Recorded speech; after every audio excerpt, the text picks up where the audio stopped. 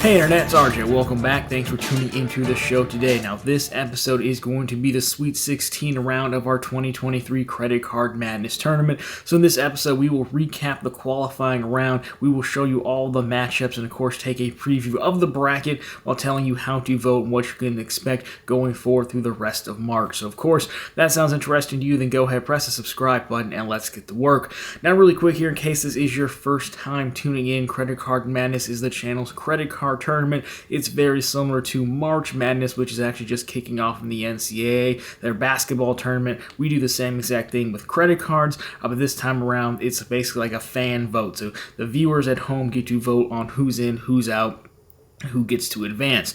So last time, again, you'll have the video linked down below, but we had the qualifying round where you had a list of about 50 different cards. You could pick 14 to qualify for the tournament. Of course, the number one seed automatically is the Amex Gold card because they are the 2022 defending champion.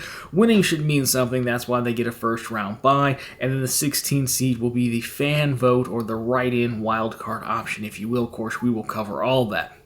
So again, that wrapped up. I taped everything on Monday, so of course you're watching this live. Today is Tuesday, so we had about 309 votes total. We'll go over all of it. I'll put the stats up at the end, but we'll take a look at the matchups here. So remember, seeding works again. Obviously, gold is number one. Then the card that gets the most amount of votes is the 2 seed, and it goes just like that. So instead of, how in a tournament, they would play a season and figure out who is the best matchups like that, we just seed based on number of votes.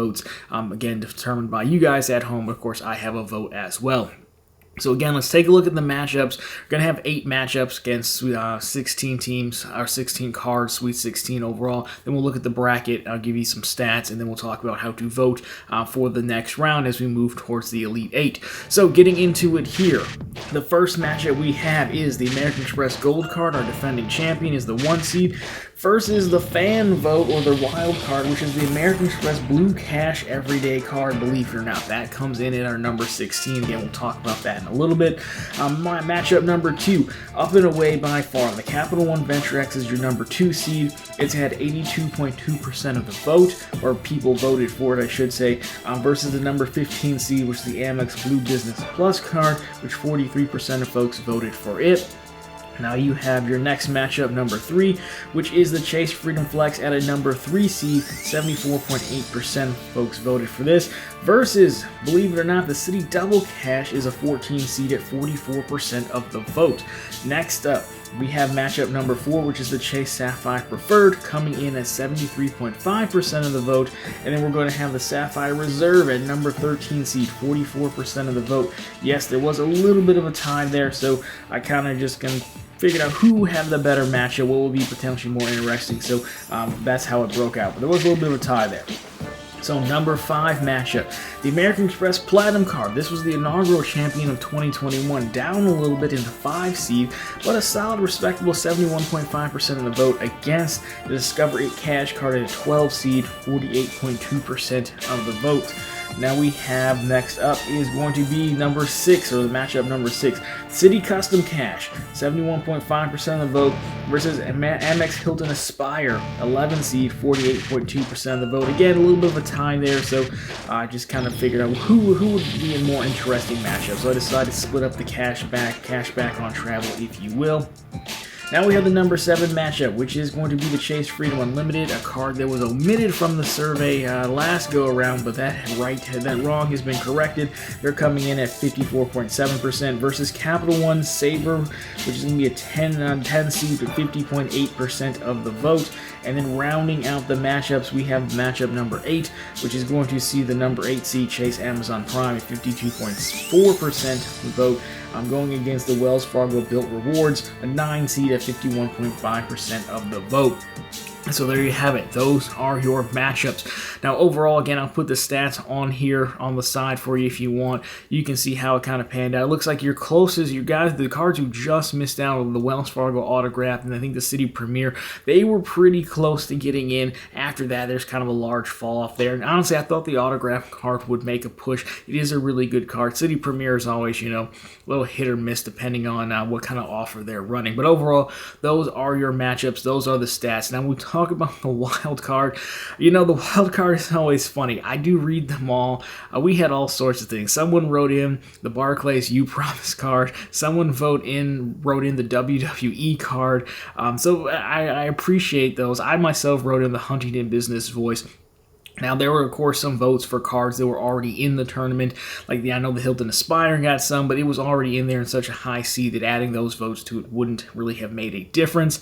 So if you go through it, the Blue Cash Everyday, when you total up all the variants of how it was written in, between Amex Blue Cash Everyday, BC Blue Cash Everyday, by far and away, it had the most votes, believe it or not. Which, honestly, after the refresh, I think it is a good card. I do kind of forget about it sometimes because Amex forgets about cashback on their own sometimes.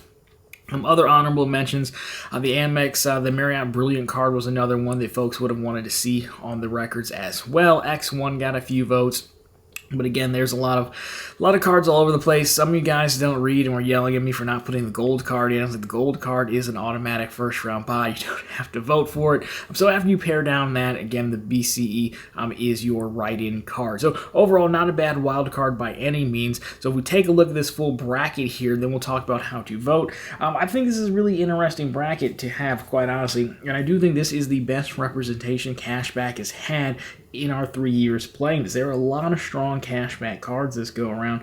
So much so that, if Cashback doesn't pull out at least a deep run, a Final Four, then, I don't think we can complain about Cashback anymore, honestly. But, the Venture Expo, it was far and away the most popular one in the qualifying round. So, again, your 2 seed, it looks like it's on a path. But, again, if you look at all the cards from my standpoint, most cards don't necessarily have a clear path to a deep run, You can look at the 8 vs 9. Amazon's always popular, but Built, they're always doing these rent days, but they also just went through their headache with the card numbers being compromised as well. The 4 vs 13, a chase-on-chase matchup is very interesting. Again, you go down to the 6 to 11, you would think the Aspire would be a lock, but the Aspire survey that just came out a little bit ago, we talked about on Sunday's show, actually, with the differential annual fee increase, that could hurt the card somewhat. So, each card on the list, just you can make a strong argument for or against some of those relevant news topics as well. But, how that affects your voting is up to you. So, how do you vote? Well, again, we will be back here next Tuesday, as we are through the whole month of March. I'll put the schedule up for you. But so you're going to have basically a survey link down below that will let you vote on each individual matchup. Of course, there will be 8 matchups. You just pick one or the other. It is a Google link, of course, for the Google Forms. It's free. You do have to sign into your Google account to vote. But again, I don't get any of your information or anything like that. Now, how you vote is totally up to you. You can either vote for your favorite card, the card you have. You can look at the bracket and kind of see, do I not want to face this next card potentially in the next round? So if I don't want to face the Platinum, maybe I vote for the Discover. You can do whatever makes you happy, makes the tournament more fun for you. But again, that will be the first link down below in the pinned comment and the description. Again, the schedule. We'll be back here next Tuesday to go over the results of the Sweet 16 and then set up the Elite 8. I'll also link this video in the survey as well, the Google form as well, if you need a refresher. But there we go. That is it. That is our Sweet 16 overall.